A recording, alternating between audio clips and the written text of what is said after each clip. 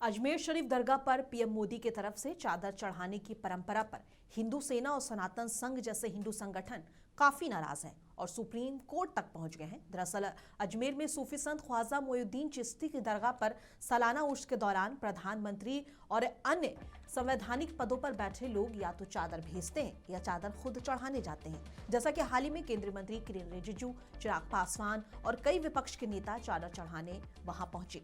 ये बात कुछ हिंदू संगठन को नागवार लगी और वो कोर्ट तक पहुंच गए।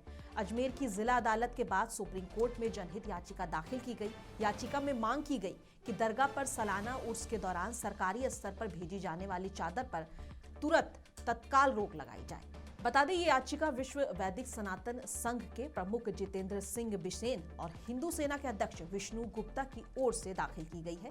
याचिकाकर्ताओं का कहना है कि संवैधानिक पदों पर बैठे लोगों का इस तरह के धार्मिक स्थान से जुड़ा आयोजन सरकारी निष्पक्षता के सिद्धांत के खिलाफ है। बता दें, याचिका में यह भी दावा किया गया है कि सरकार के प्रमुख की तरफ से दरगाह पर चादर चढ़ाना जन इच्छा के खिलाफ है। इस पर अदालत ने तत्काल सुनवाई से इनकार करते हुए याचिकाकर्ताओं को रजिस्ट्री से संपर्क करने को कहा है। आपका इस खबर पर क्या कहना है, हमें कमेंट बॉक्स में बताइए और ऐसी तमाम खबरों के लिए देखते रहें मुंसिफ टीवी।